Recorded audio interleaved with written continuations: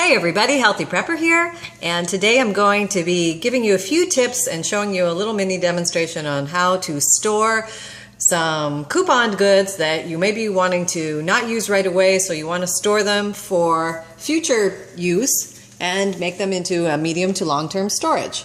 So I'm going to be using a Mylar bag today, and this is a Ziploc Mylar bag with a gusseted bottom, and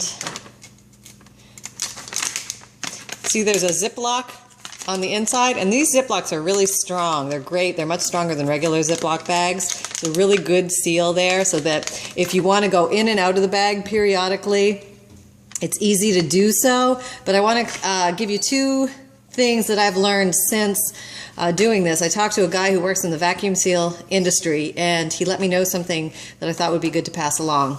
And that is that number one, your Mylar is good because light does not get through, so food doesn't degrade due to light. It doesn't protect from heat, but it does protect from moisture and from bug infestation.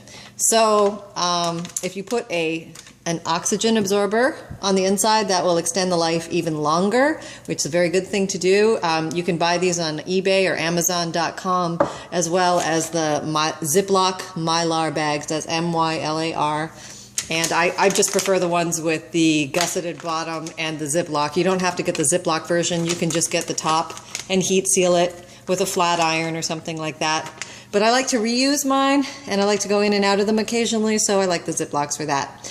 But the point I wanted to let you all know is that once you put your food inside and your oxygen absorber, that the top, the only thing that is protecting your food from the outside is the plastic Ziploc itself. And apparently plastic, over time, gas will permeate through the plastic Ziploc. So if you really want to keep what's in here good for a long, long time, you want to heat seal the top as well. And then when you're ready to use it, just cut across the top. Now you can still use the bag again, but just remember that it won't be as protected as if the top was heat sealed.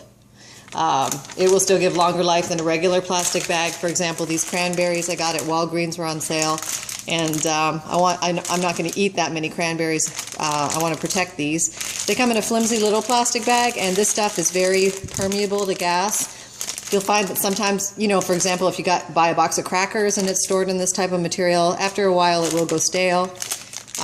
So you definitely want to change packaging if you want to extend the life of your food a little bit longer, especially if you get a good deal couponing for preps. So, for those of you who haven't seen an example of this, I'll just go ahead and explain how to do this. I'll show you a demonstration. It's pretty basic. Just take your food, open up your Mylar bag, dump food in, whoops, get a hold of any escapees, get those in there. And I'm actually going to put as many of these as I can in the one bag.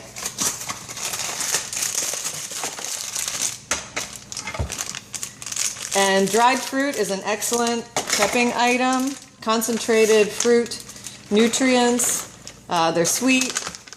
It looks like it's going to hold 2 boxes worth. A great prepper item. Oh, no, you know what? After tapping, I can get more in there than that. So I'm going to put the third bag in. You do want to leave a little bit of room inside of these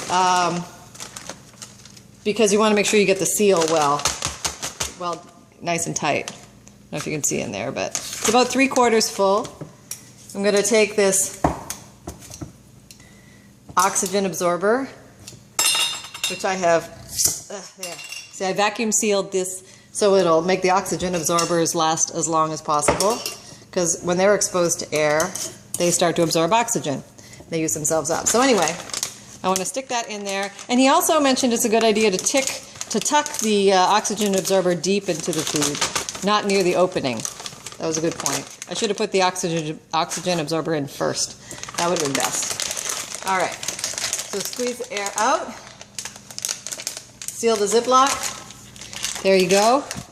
And what I would do at this point is I would go ahead and just grab a flat iron or my Food Saver heat sealer and just seal the top of this with heat. You can also use a regular iron. You just want to put something over it, like a tea towel, and then iron over it, and this will all seal together. So there you go. A quick and easy way to make your coupon food last a little bit longer. Take care, everyone. Happy and healthy prepping.